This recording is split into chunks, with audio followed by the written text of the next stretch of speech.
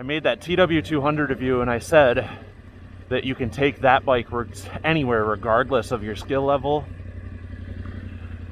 And then I said, this bike, depending on your skill level, you can take it anywhere. So whereas the TW200, that's going to be a bike where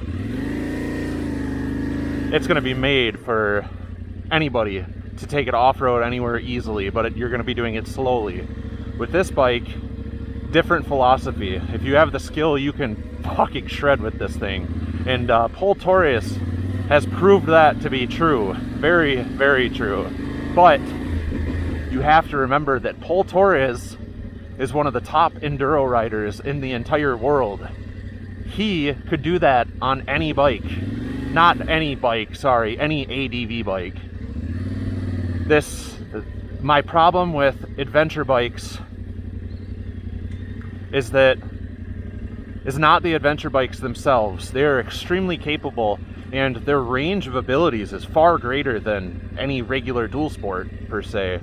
But it's how the companies market them. They market them to you as like anybody can do anything on them. No. Yeah, I hate to be the one to admit it, but like you got to have skill to do stuff like pole on a machine like this. You have to have lots of skill, lots of prior dirt bike experience, lots of just riding in general. You're not just going to get on a machine like this as a beginner and hit trails in general. That's just the reality of it. But as a machine, as somebody who's capable of doing it, I love this bike. I'm not saying I'm the greatest rider on the planet by any means. Like, I would consider myself below average still. But this bike is great for those that have the experience. This is a backcountry discovery route bike. This is a bike you ride across the United States, and if you have the ability, you can still hit hard trails with it. So this is a machine where technically you can do anything you want with it, but it's going to be skill dependent. So it's one of those bikes. I'll do a quick walk around of it here.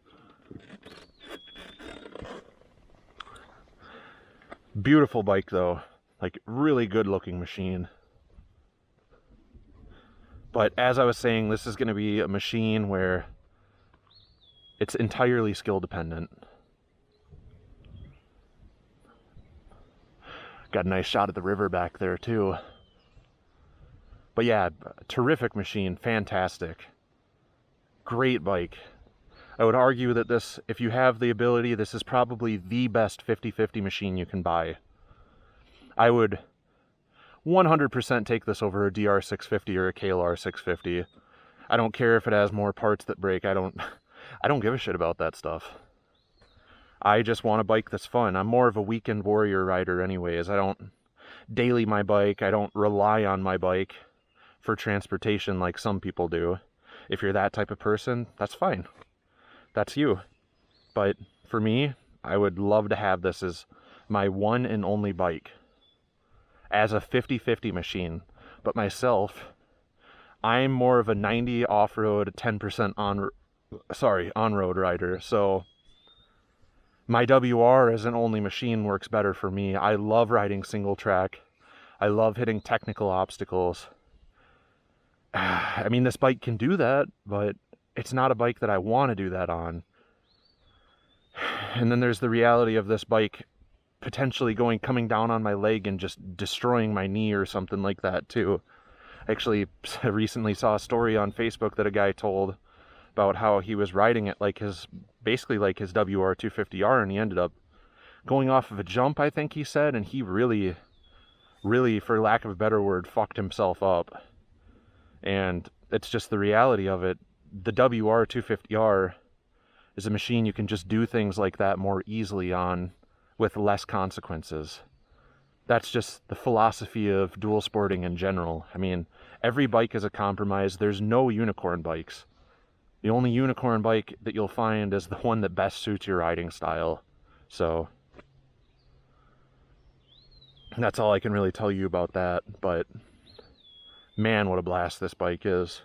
For this type of riding, I would take this bike all day long, especially as a commuter. For a tall person commuter, get a rally seat on this thing. oh, this would be amazing. Because as is, just with those 2-inch risers on the stock bar, this bike is perfect for me standing. I wouldn't change a thing on it.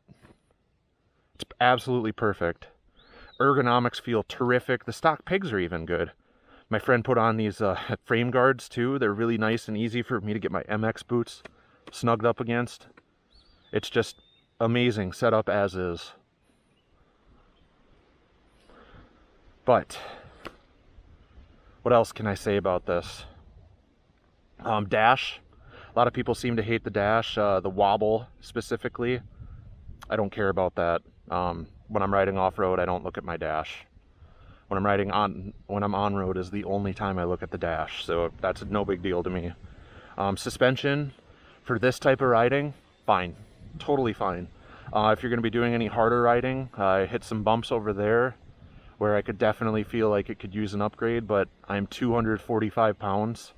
If you're heavier than me, oh, by the way, I'm 6'7", by the way, so this is going to be a big and tall review. Just giving you guys a heads up. Suspension for this type of riding is fine. Yeah,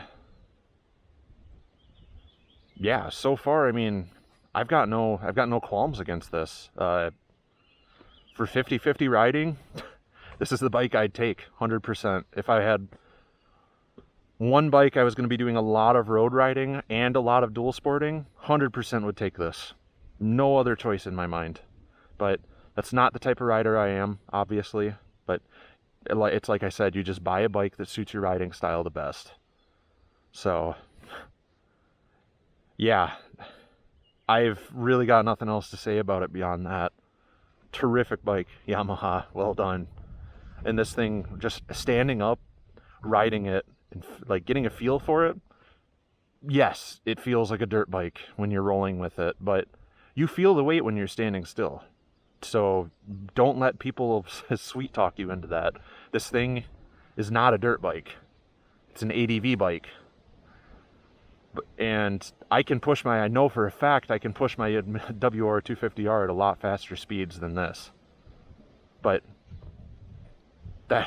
it's not a dirt bike. So if you understand the fact, well, as long as you're not a rider like Pol Torres, if you understand the fact you're not going to be able to do crazy shit like that, and you just want to do trails like this, maybe if you're a good enough rider, hit some single track with it, but it's not the right bike for that. Especially harder single track with technical obstacles. It's not the bike for that. If you understand you're not going to be doing that crazy shit and wade through the bullshit marketing, the bullshit ads, the bullshit reviews you see on YouTube about people just raving, saying all good things about it, nothing negative, then you won't have an issue with it. But it's not a dirt bike. It's a 450-pound ADV bike. I will say that up front. It feels similar to a dirt bike. I will give it that praise. Especially in ergonomics, albeit a bit wider.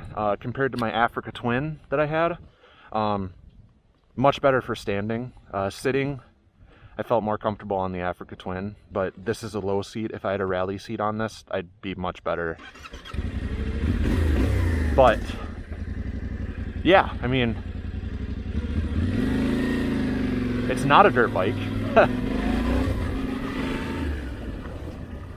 Once you come to terms with that, you realize it's okay.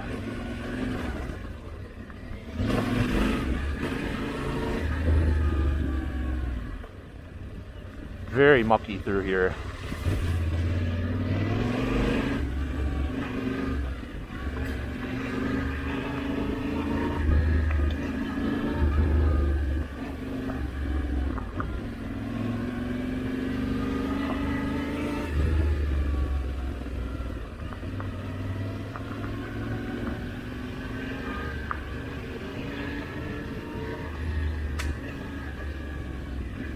And like I said, I'm not going to push the limits of this machine because it's not mine. I'm going to respect my friend's machine. If it was Yamaha or somebody else giving it to me directly, I would maybe go a little bit harder with it, but I respect my friend, I respect his property. I'm not going to go crazy with it. So I'll ride it at a slower pace and just make sure that I don't fuck up. Like right here, like this is extremely sandy.